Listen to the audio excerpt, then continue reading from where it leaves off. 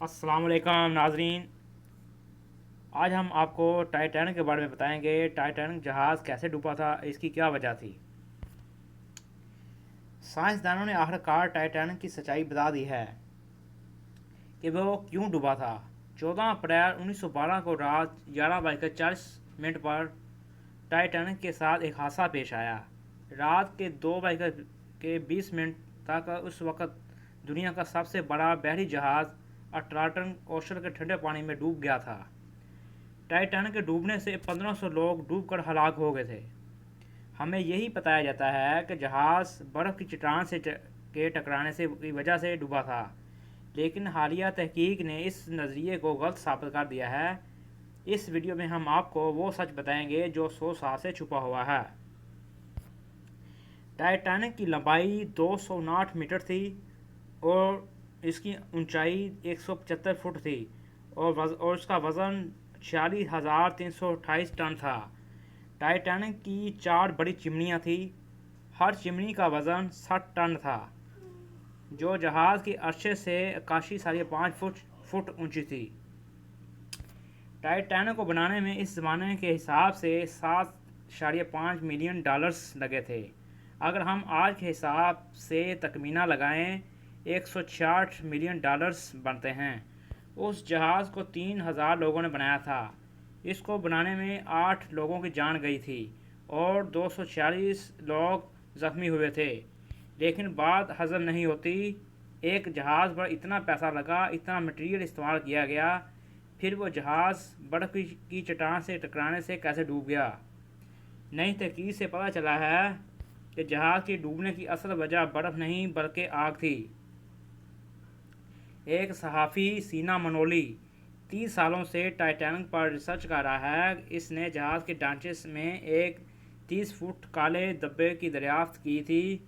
اس نے اس بات کا نوٹس اس وقت لیا جب اس نے ٹائٹینک کی سفر پر روانگی سے پہلے کی ان کی تصویریں دیکھیں اور اس کو کہیں سے جہاز کی تعمیر سے لے کر جہاز سفر کی روانگی سے پہلے سے تصویروں کا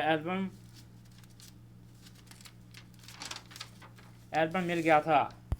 یعنی جہاز کی روانگی سے پہلے ہی اس 30 فٹ حصے میں آگ لگ چکی تھی، جو کہ 3 ہفتوں تک مسلسل چلتی رہی، جس کی وجہ سے جہاز کا میٹل کمزور ہوتا چلا گیا اور جہاز کی طاقت 75% کم ہو گئی۔ اس کمزوری کی وجہ سے جہاز میں سوراخ نہیں کر سکتا تھا۔ ٹائٹینک کے مالکوں کو پتا تھا کہ جہاز کے ایک حصے میں آگ لگی ہوئی ہے، لیکن پھر بھی انہوں نے جہاز کو سفر پر روانہ کر دیا۔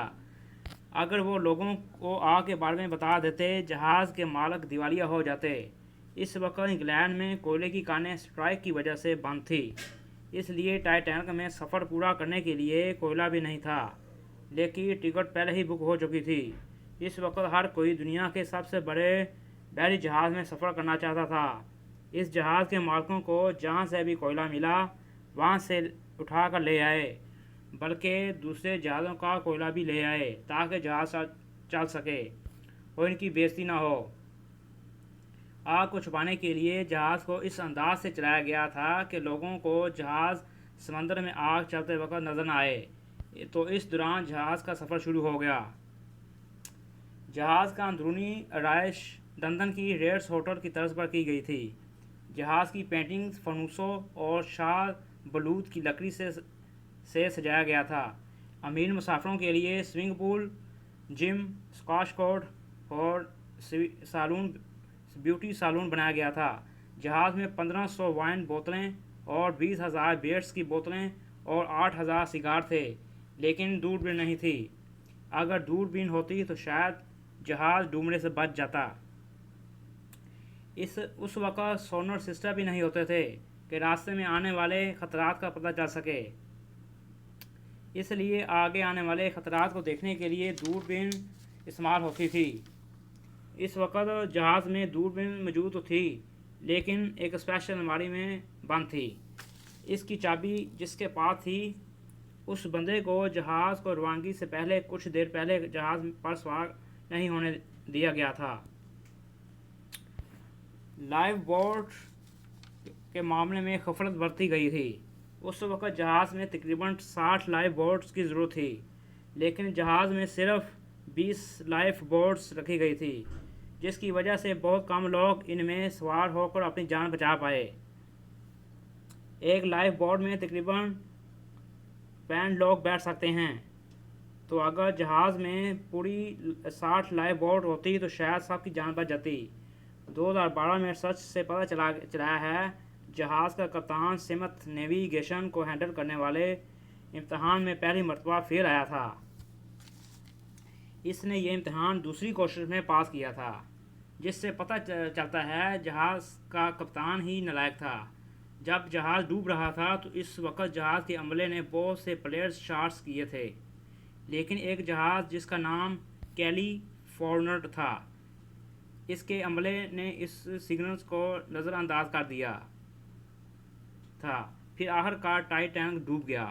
ہمیں اب پتہ چلا ہے کہ ٹائٹینک مالکوں کی وجہ سے ڈوبا تھا، نہ کہ آئس برف کی وجہ سے، برف کی چٹان کی ٹکرانے کی وجہ سے ڈوبا تھا۔